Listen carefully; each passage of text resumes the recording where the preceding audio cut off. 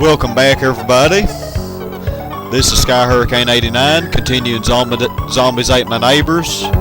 We just finished level 32, the giant ant farm, and we are moving on. What awaits us?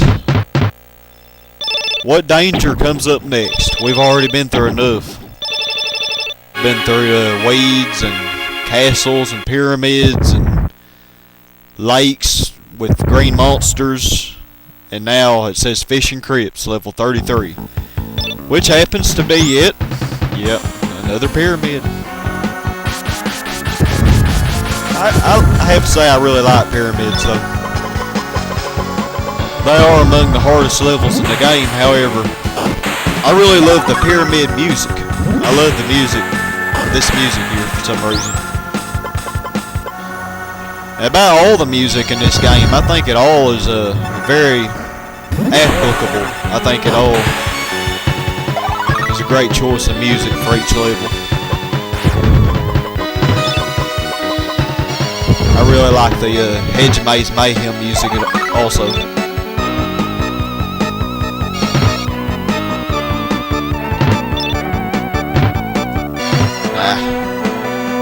Zombie, what were you doing in there?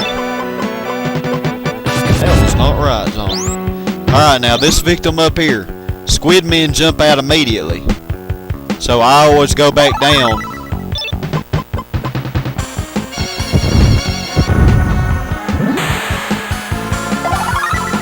Yeah.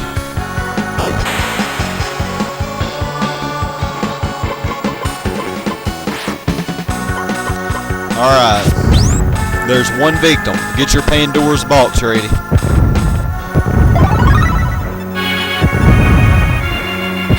Him right here. A mummy will come out. If you don't use your Pandora's box, the mummy will come out and inevitably munch that explorer for dinner. And you don't want that to happen.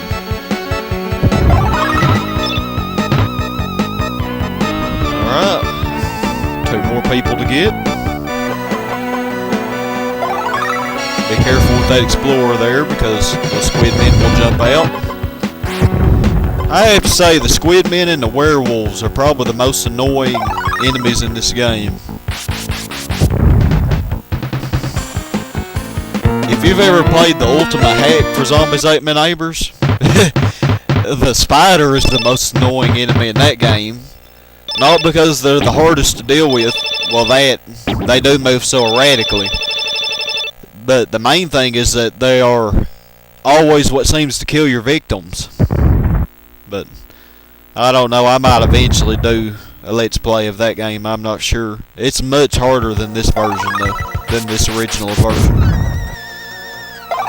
So, right at the beginning of this bonus level you want to get these 3. Do not go up there yet.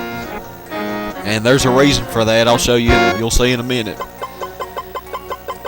You might want to use your weed whacker or your cross or something for these mummies. Now, the direction you approach, the path you take in this level is extremely important. You're like, oh, it's a bonus level, it should be easy. Not so. If you take the wrong path in this level, you can lose several of the victims. And as you saw there, I needed to use a Pandora's box to rescue the explorer in that corner.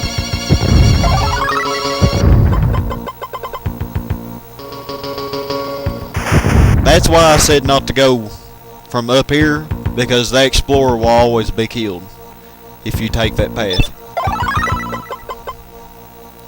But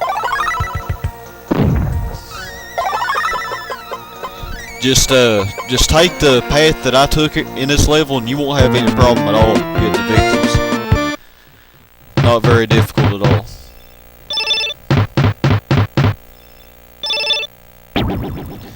So, moving right along here. Level 34. Almost 2/3 of the way through the game. I was a chainsaw maniac. Oh man, more of y'all. They're not hard to deal with though. Let's just freeze them. We got so much fire extinguisher and squirt gun. Let's just do this. And we got, if you notice, you have 2 chainsaw massacres right there instead of 1. So we just killed 2 at the same time. I would say kill 2 birds with 1 stone, but really we didn't use stones, and it didn't take just 1 shot, so that doesn't really apply there.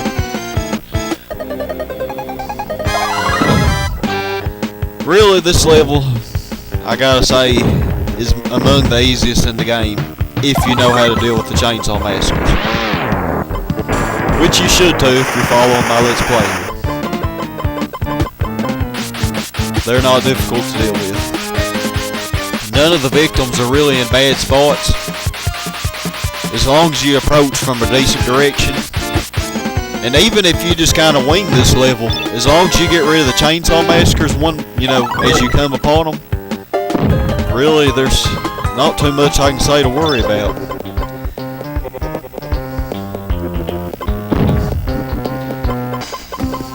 Your main problem in this level might be getting lost. That applies to many of the levels in this game, though. They're very maze-like. 4 victims left.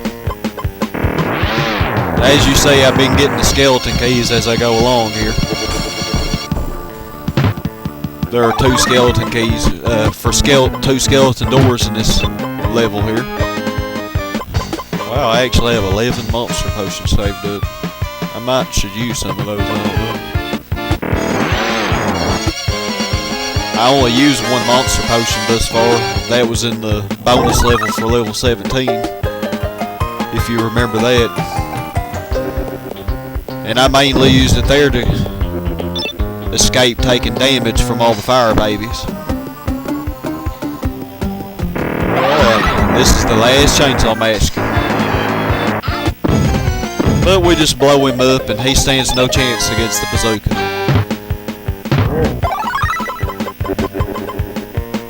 Alright, level 34 complete. All 10 victims saved. All chainsaw massacres defeated. And we reached 600,000 points, so we got our perfect player bonus. Level 35. Boardwalk of Terrors. Now, this is another one of those levels where the path you take is vital to success. And right at the start, I'm going to put it on my blue potion, my ghost potion. You will finally get to see what that does. I know everybody's been waiting anxiously to see what it does. Wait no longer, though. We will use one in this level. It is called a ghost potion, and it actually, the good thing about it is, there are several advantages to using this potion. You turn into a ghost, and thus you are invincible. That's one advantage. And another advantage is, since you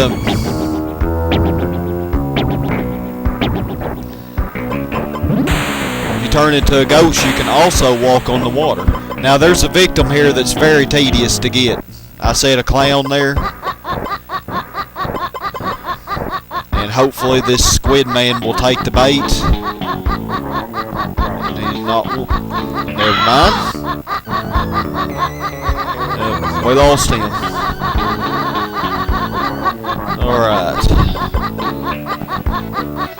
Alright, so let's get it back on my ghost potion. I see my victim is directly south of me. So I'm going to go down here, get her. The Squidmen can jump directly out of the water. So they have an advantage over you. Unless you do use the ghost potion. Now, I was talking about the advantages of the ghost potion. However, there are also disadvantages.